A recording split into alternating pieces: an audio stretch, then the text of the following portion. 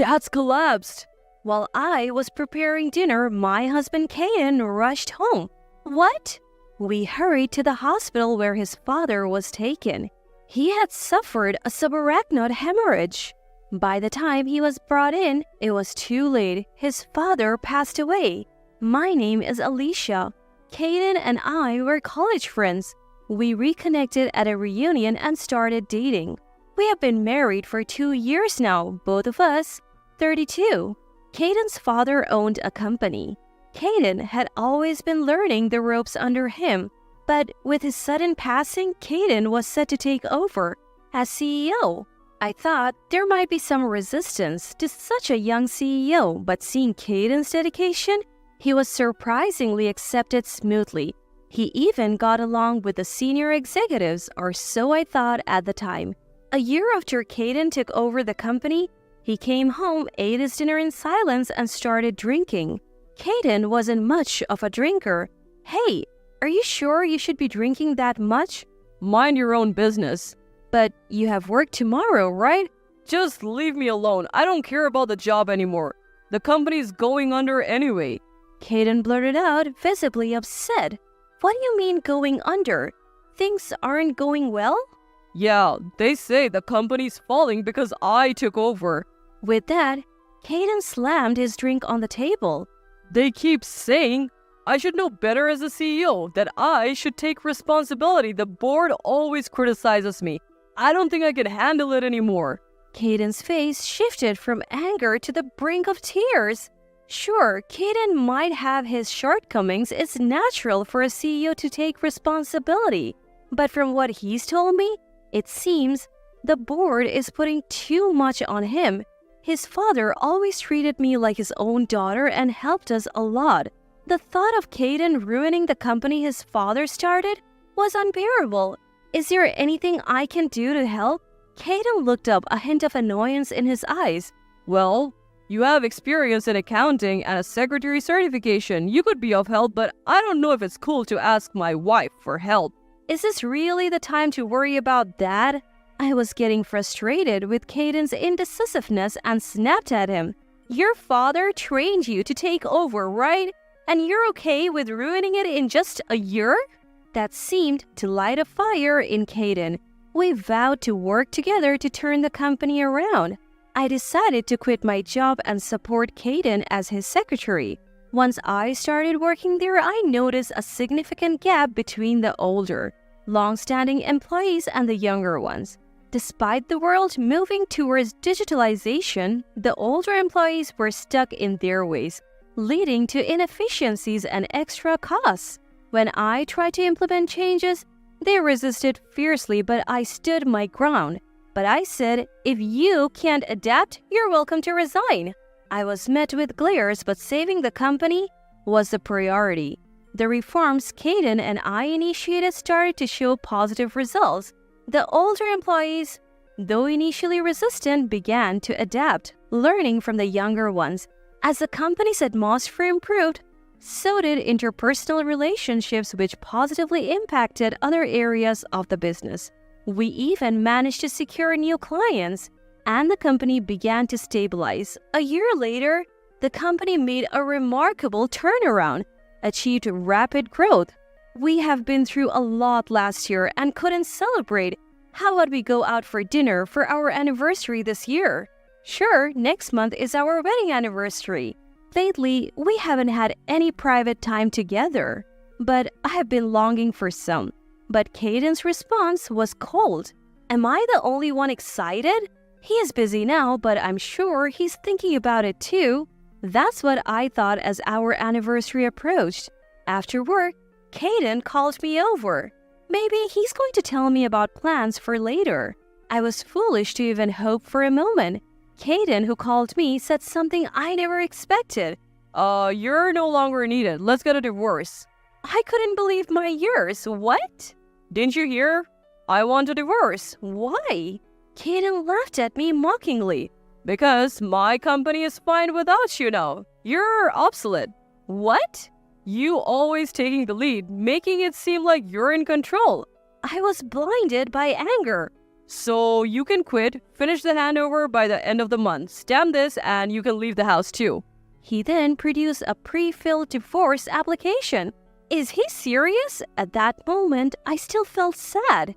But in the next moment, that feeling vanished. My new secretary is already decided. Ariel, come in. The door to the CEO's office opened and a woman in her mid-20s entered. "This is your wife? I thought she would be prettier," she rudely commented. "Who is this woman? My replacement as the CEO's secretary?" Right, Ariel is way better, so I'm not motivated with you. With Ariel as my secretary, I think I can do better. For some reason, the two started getting close. Oh, I see what's going on. I reached my breaking point. Is she a competent secretary? Yeah, and as you can see, she's beautiful. If I take her around, our clients will be more lenient. Plus, what's important is my motivation as a CEO. Just her looks? I couldn't help but speak my mind. Kaden was furious. That's not the only reason. She's also excellent as a secretary. Oh, okay. Then let's switch secretaries. I'll quit today, I said, snatching the divorce application and leaving the CEO's office. I must have looked really upset. On my way out, a young office worker approached me. Alicia, what happened?" she asked timidly.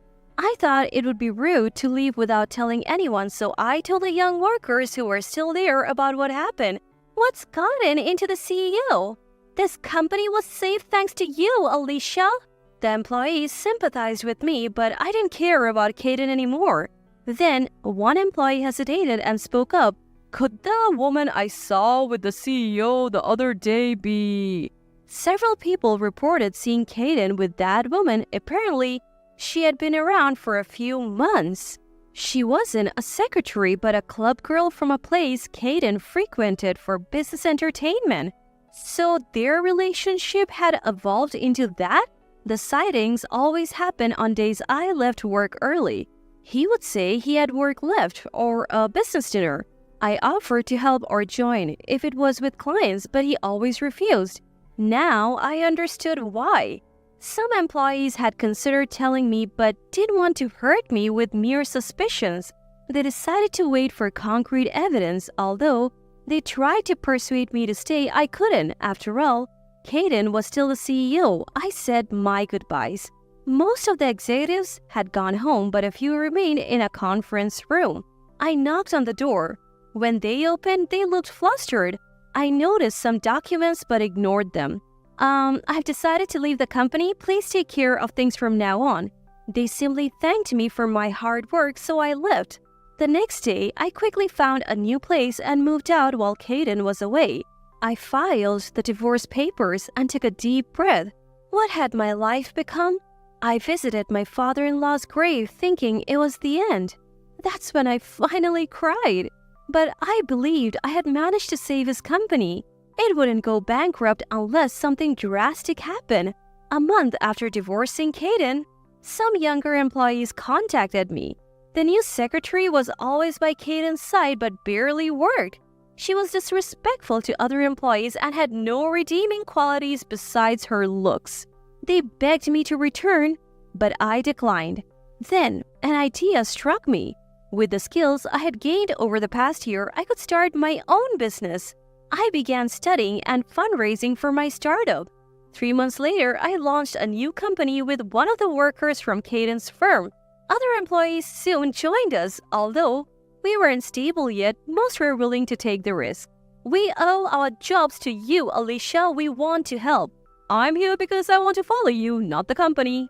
So I decided to work hard with everyone. Around that time, Kaden contacted me. "You're poaching my employees." "Really? Your company's in trouble again?" I laughed at the once condescending Kaden. "That's because you're poaching my employees." "You are the one who's been using my credit card even after our divorce. You'll pay for that." "What? That's my card." "Busy now. Don't contact me again." I hung up and called my lawyer.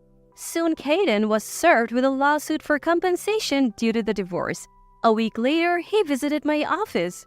"You are the CEO now? You owe it all to me." "What? What do you want now? I'm busy, so make it quick." I said, clearly annoyed. Kaden then pulled out some documents from a lawyer. What's this all about? It's a compensation claim for your affair during our divorce proceedings, plus the credit card bills you racked up after our divorce. It's only fair. You easily agreed to the divorce and now you're suddenly claiming compensation? Didn't you know? Compensation claims from divorce proceedings are valid for 3 years after the divorce. You brought the divorce papers and even brought along your affair partner, Ariel. I thought you would expect a claim. Kaden's face turned pale, seemingly unaware of this. Everyone at the office gave me evidence of your affair.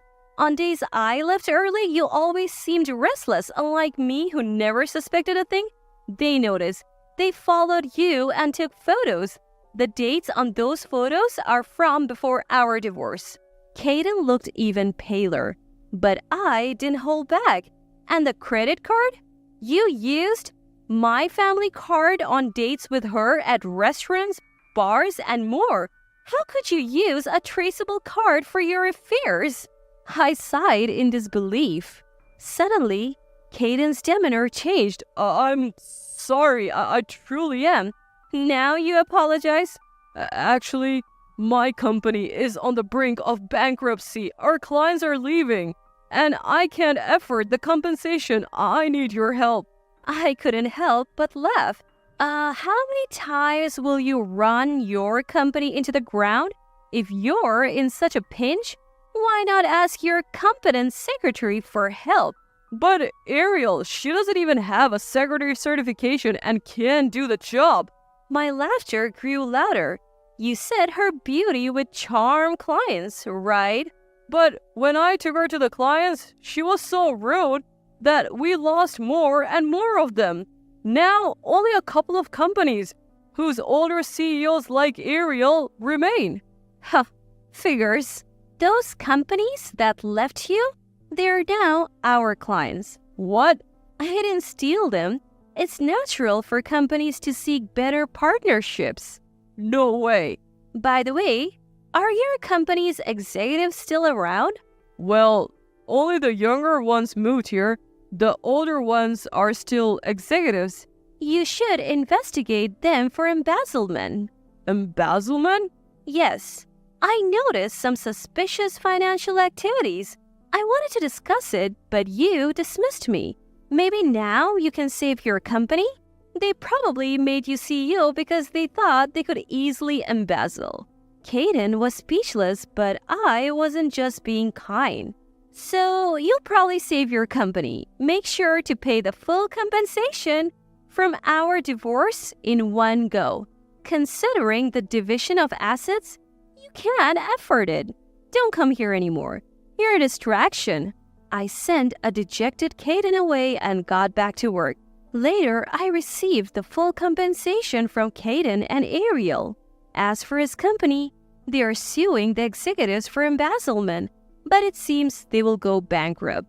After all the effort to save it, he lacked business acumen. It made me reflect on my poor judgment.